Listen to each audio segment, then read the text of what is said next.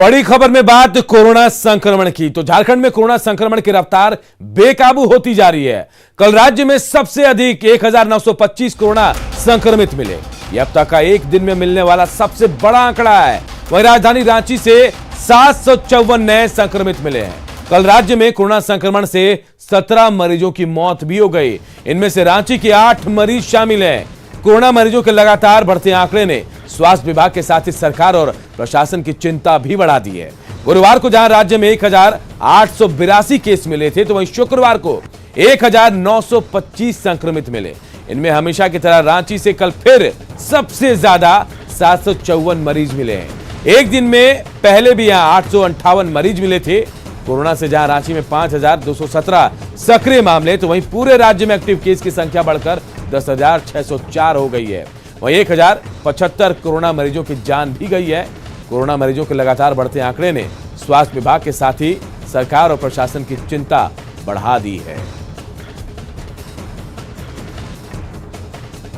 झारखंड में कोरोना का कहर विकराल रूप लेता जा रहा है।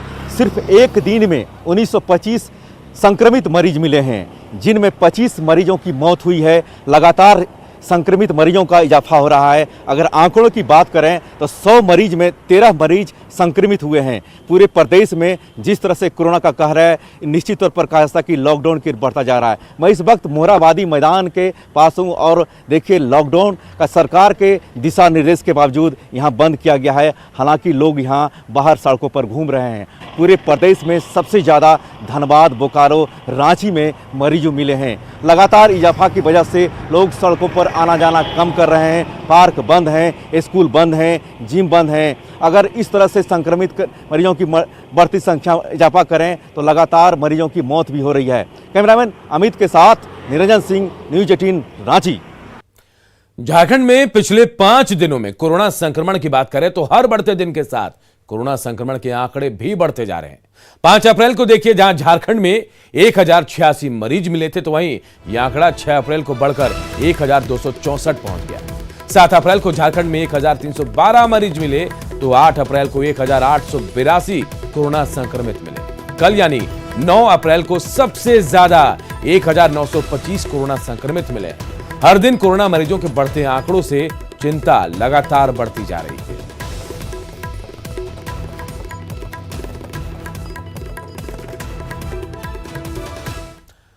इधर झारखंड सचिवालय में भी कोरोना को लेकर कोहराम मचा हुआ है। कोरोना संक्रमितों की संख्या यहां भी लगातार बढ़ रही है। कोरोना ने धुरवा प्रोजेक्ट भवन स्थित झारखंड मंत्रालय और नेपाल हाउस सचिवालय के कई विभागों तक दस्तक दे दी है। जल संसाधन विभाग से लेकर राज्य सचिवालय के शिक्षा विभाग में कार्यरत कई कर्मी और पदाधिकारी कोरोना संक्रमित हो गए। उन्हें आइसोलेशन में रखा गया है। इनमें योजना और वित्त विभाग की स्थिति सबसे ज्यादा खराब है, जहां सबसे अधिक केस सामने आए हैं। अधिक जानकारी दे रहे हैं हमारे सहयोगी निरंजन सिंह।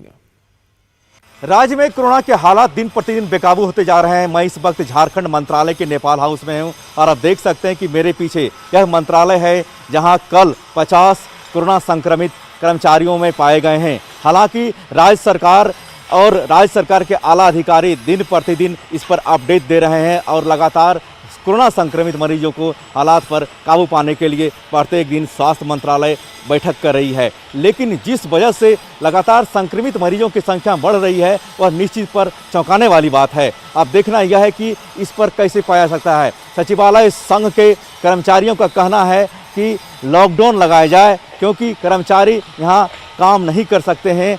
उनकी मरीजों की संख्या में इजाफा हो रहा है। निश्चित तौर पर ये अपने आप में चौंकाने वाले आंकड़े आ रहे हैं। कैमरामैन अमित के साथ निरंजन सिंह, न्यूज 18 रांची। और देखिए, कोरोना के बढ़ते संक्रमण के बीच न्यूज 18 आप सभी दर्शकों से अपील करता है कि कोरोना से बचाव के लिए मास्क का इस्तेमाल जरूर करें। अनावश्यक भीड़भाड़ से बचे, सामाजिक दूरी यानी 2 गज की दूरी का पालन करें और अगर आपकी उम्र 45 साल से अधिक है तो तुरंत रजिस्ट्रेशन कराकर नजदीकी वैक्सीनेशन बूथ पर जाएं और कोरोना का टीका तुरंत लगवाएं, ताकि आप और आपका परिवार कोरोना की महामारी में सुरक्षित रह सके। आवश्यक सूचना, देश में कोरोना के मामले लगातार बढ़ रहे हैं। बिहार, झारखंड में भी कोरोना का संक्रमण तेजी से फैल रहा है। आंकड़े डरावने हो चुके हैं। बावजूद इसके लापरवाही की तस्वीरें सामने आ रही है। तेजी से फैलते संक्रमण पर ब्रेक तभी लग सकता है जब सब मिलकर कोरोना के खिलाफ जंग लड़ें। कोविड प्रोटोकॉल के पालन से कोरोना को मात दी जा सकती है और खुद के साथ सभी को सुरक्षित रखा जा सकता है। मास्क और सोशल डिस्टेंसिंग का पालन करें और स्वस्थ रहें। इधर रांची में कोरोना से बिगड़ते हालात को लेकर सरकारी अस्पतालों में सैंपल जांच और रिम्स की तैयारियों पर झारखंड हाईकोर्ट ने संज्ञान लेते हुए कड़ा रुख अपनाया है। मामले की सुनवाई करते हुए हाईकोर्ट ने रांची सिविल सर्जन विजय बिहारी प्रसाद को जमकर फटकार लगाई और साथ ही स्वास्थ्य सचिव और रिम्स निदेशक को स्वास्थ्य व्यवस्था जल्द दुरुस्त करने के निर्देश दिए हैं। कोर्ट ने कोरोना के सैंपल की जांच नहीं होने पर नाराजगी जताई और साथ ही रांची सिविल सर्जन की कार्यप्रणाली पर गंभीर टिप्पणी की। मामले की अगली सुनवाई अब सोमवार को होगी, जिसमें स्वास्थ्य सचिव, रिम्स निदेशक और सिविल सर्जन को वीडियो कॉन्फ्रेंसिंग के माध्यम से जुड़ने के निर्देश दिए गए हैं। कहा सिविल सर्जन से कि आप ये बताइए कि आपके यहाँ कितना सैंपल कलेक्ट होता है। तो इनका कहना है कि अप्रोक्सीमेटली 2000, यानी 5 तारीख को 1907, 6 तारीख को 1926, 7 तारीख को 1977, 8 तारीख को 1969, ये सारे सैंपल कलेक्ट हो रहे हैं, लेकिन इसका जांच रिपोर्ट आने में कई सप्ताह लग जा रहा है और बैकलॉग भी काफी ज्यादा हो गया है। इस पर माननीय न्यायालय ने पुनः इसकी सुनवाई मंडे को फिक्स की है और सेक्रेटरी हेल्थ डिपार्टमेंट थे और डायरेक्टर रिम्स थे, उनको सेक्रेटरी को कहा गया कि देखिए आपका जो है सिविल सर्जन का क्या पोजीशन है, डायरेक्टर के क्या कर रहे हैं। सेक्रेटरी से कहा गया कि यदि ये नहीं काम करते हैं तो इनको हटा दिया जाए। माननीय न्यायालय ने टिप्पणी की कि सारे लोग मर जाएंगे तो आप जो है सारे लोग मारे जाएंगे, आपका जो ऐसा व्यवहार है। दूसरा, यहां तक कहा कि आप लोगों को शर्म धो करके पी गए हैं, कम से कम ह्यूमैनिटी के पक्ष में आप काम कीजिए। जो काम ये लोग नहीं कर रहे हैं, यहां केवल पेपर वर्क हो रहा है। अगर आप मेरा स्वैप को अगर 5 दिन रखे हुए हैं उसके बाद भेज रहे हैं तो 5 दिन में उसका क्या रिलायबिलिटी उसको देखना पड़ेगा। ये मुझे तो एज ए लॉयर नहीं समझ में आता है, but it is the matter to be deeply examined. और ये सेकंड फेज ये है कि आप रिम्स को नहीं भेज के आप एक प्राइवेट थायरो केयर को ही क्यों भेज रहे हैं, जबकि रिम्स के अथॉरिटीज का ये कहना है कि हमने इनको मना नहीं किया है, ये भेजे हमको, तो आप वहां नहीं भेज के एक प्राइवेट केयर में भेज रहे हैं। ये एक अलग डाउट्स क्रिएट कर रहा है कि ये हो क्या रहा है इस स्टेट में। और इन सब चीजों का मेरे विचार से इन सब चीजों का गहन छानबीन होना बहुत जरूरी है। और कोरोना की दूसरी लहर के बीच राहत भरी खबर भी आई है। झारखंड को कोविशील्ड के 10,23,800 डोज मिले हैं। विशेष विमान से इसे रांची पहुंचाया गया। कोविशील्ड के इस वैक्सीन को नामकुम वेयर हाउस से विभिन्न जिलों में भेजा गया है, जिसके बाद कई जिलों से वैक्सीन की कमी से कोरोना टीकाकरण में आ रही परेशानी दूर होने की संभावना जताई जा रही है।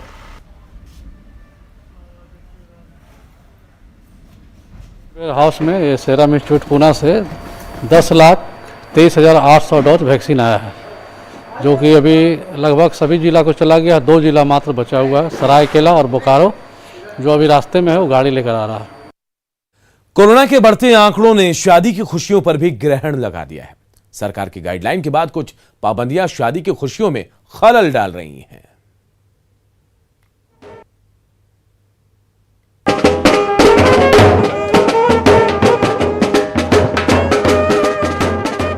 बैंड की ये धुन अगर मुख्यमंत्री हेमंत सोरेन तक पहुंच रही है तो धुनों के जरिए मुख्यमंत्री इनकी अपील को जरूर सुनेंगे। मुख्यमंत्री जरूर सुनेंगे सहमे बैंड मास्टर की अपील।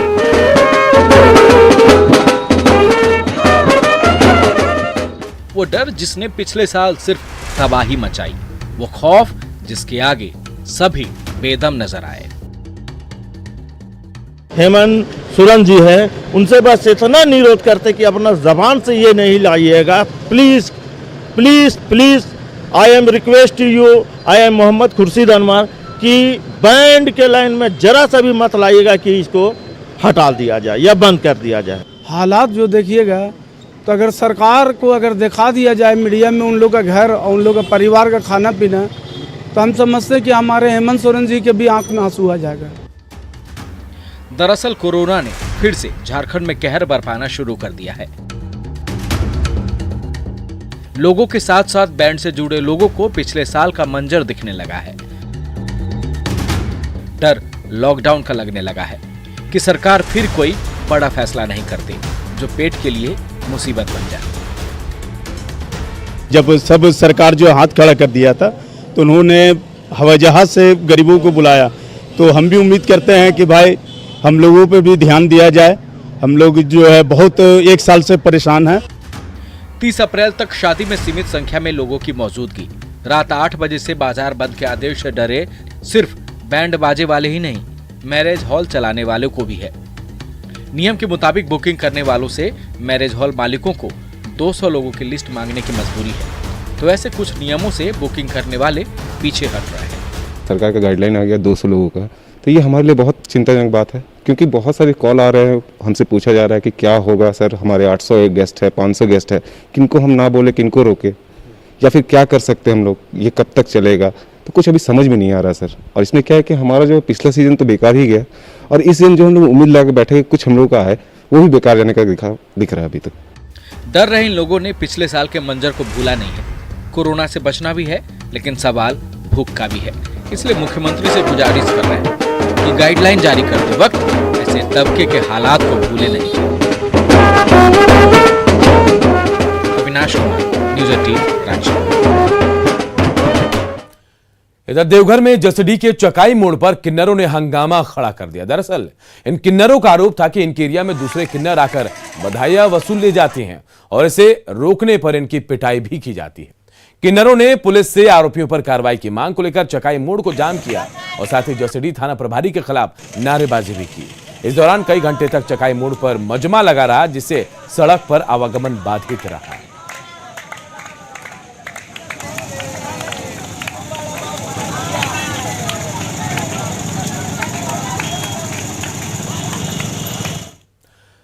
मधुपुर उपचुनाव के मैदान में अब सीएम हेमंत सोरेन भी कूद पड़े हैं। सीएम ने 4 दिवसीय चुनावी यात्रा को लेकर वो मधुपुर पहुंच चुके हैं, जहां उन्होंने मार्गो मुंडा ब्लॉक के थाना मैदान में सभा को संबोधित किया। सीएम ने इस दौरान बीजेपी पर जमकर निशाना साधा। वहीं महागठबंधन के प्रत्याशी हफीजुल हसन अंसारी को जिताने की अपील की। अंसारी साहब और झारखंड मुक्ति मोर्चा के कई ऐसे आंदोलनकारी लोग जिन्होंने हमें इस राज्य के आंदोलन की तब से हमें जिस तरीके से निखारा है कि आज हाजी हुसैन अंसारी साहब का और हमारे राज्य के आंदोलनकारी पूर्वजों के सपनों को साकार करने के लिए, उनके उम्मीदों की झारखंड बनाने के लिए हम नौजवानों ने कमाल संभाली है। वहीं बीजेपी ने चुनाव आयोग से मधुपुर जिला प्रशासन की शिकायत की है। बीजेपी ने शिकायत की है कि मधुपुर उपचुनाव में जिला प्रशासन जेएमएम का कार्यकर्ता बनकर काम कर रहा है। वहीं एनडीए समर्थकों के घर से झंडा बैनर हटाया जा रहा है। वहीं जेएमएम के एक भी कार्यकर्ता या समर्थक के घर से झंडा नहीं उतारा जा रहा है। बीजेपी की शिकायत पर मुख्य चुनाव पदाधिकारी ने देवघर एसडीओ को मामले की जांच के आदेश दिए हैं।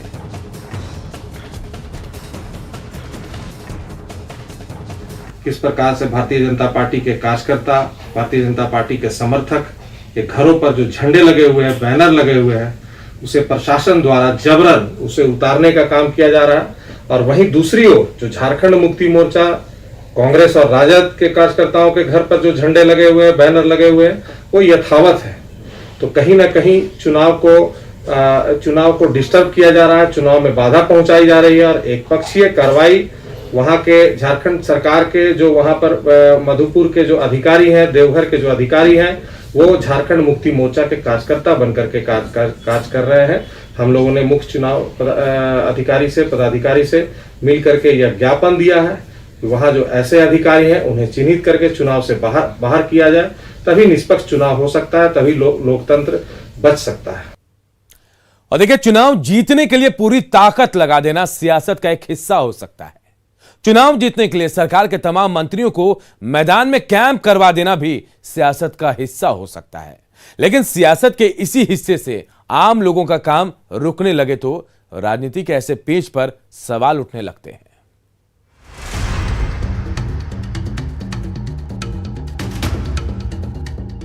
राजधानी की ये वो इमारत है जहां से आम लोगों की समस्याओं का समाधान होता है, वो भवन जहां से आम लोगों के लिए योजनाओं पर मुहर लगता है, वो भवन जहां सरकार बैठती है। लेकिन हाल के दिनों में इन सभी बातों से इस बिल्डिंग का कोई नाता नहीं। झारखंड मंत्रालय के अंदर की ये तस्वीर ही इसकी गवाह है। मंत्रालय में बैठने वाले एक एक मंत्री के बंद केबिन पर पहले नजर डालिए। केबिन के बंद दरवाजे ही बता रहे हैं कि मधुपुर में उपचुनाव है। जाहिर है कि मधुपुर सीट सरकार के लिए नाक की लड़ाई बनी हुई है, तो मंत्रियों का मधुपुर में कैंप करना चुनावी पेंच हो सकता है। लेकिन मंत्री के साथ साथ सचिव स्तर के अधिकारी भी मंत्रालय से नदारद रहें तो सवाल उठेंगे। मंत्रियों के साथ साथ अगर मंत्रालय में सचिव भी नहीं आए तो सवाल उठेंगे। मधुपुर में उपचुनाव, रांची से मंत्री गायब। मधुपुर में उपचुनाव, सारे सचिव नदारद। मधुपुर में उपचुनाव, सचिव नहीं आते मंत्रालय। मधुपुर में उपचुनाव, लोगों के काम रुके। अब जब मंत्रालय में मंत्री चंपई सोरेन, मंत्री जोबा मांझी, मंत्री आलमगीर आलम, मंत्री रामेश्वर उरांव समेत तमाम सचिव भी गैर हाजिर रहने लगे तो चुनावी मौसम में विपक्ष को सरकार पर वार करने का एक बड़ा मौका मिल जाता है। बीजेपी ने सत्ता पक्ष की सियासी चाल पर गंभीर सवाल उठाए हैं। बीजेपी ने यहां तक कह दिया कि सरकार अब मधुपुर शिफ्ट हो गई है। एक उपचुनाव में पूरा मुख्यमंत्री सहित सरकार के सारे मंत्रिमंडल मधुपुर में शिफ्ट कर जाना दुर्भाग्यपूर्ण है और उसके कारण जितने सरकारी अधिकारी हैं, पदाधिकारी हैं, कर्मचारी हैं, आप जा करके सचिवालय में देखें, जा करके सरकारी दफ्तरों में देखें, ये लोग बाबू लोग आराम फरमा रहे हैं। लग रहा है कि जैसे छुट्टी हो गई है। राजनीति अपनी जगह है। नेताओं का, मंत्रियों का चुनावी मैदान में कैंपेनिंग करना भी ठीक है, लेकिन मंत्रालय में सचिवों का गैर हाजिर रहना लापरवाही है। इस पर लगाम लगाना होगा, क्योंकि इस तरह की लापरवाहियों से दफ्तर में फाइलों की रफ्तार धीमी पड़ जाती है। रांची से न्यूज़ 18 के लिए अविनाश कुमार के साथ ब्यूरो रिपोर्ट। पूर्वी सिंहभूम के चट्टानी पानी गांव के लोग आजादी के समय से लकड़ी के एक पुल पर निर्भर हैं। कंक्रीट का पुल बनाने को लेकर ग्रामीण कई बार प्रदर्शन भी कर चुके, कई नेताओं से गुहार भी लगा चुके, लेकिन आज तक किसी ने उनकी गुहार नहीं सुनी। आपको बता दें कि चट्टानी पानी गांव ओडिशा के सीमावर्ती इलाके में बसा है। यह रास्ता झारखंड और ओडिशा को जोड़ता है। ये हो गया अभी करीब 40-45 साल से हम लोग कोशिश किए हैं। अभी तो बच्चा लोग कोशिश कर रहा है, लेकिन हम लोग पहले से कोशिश किए हैं।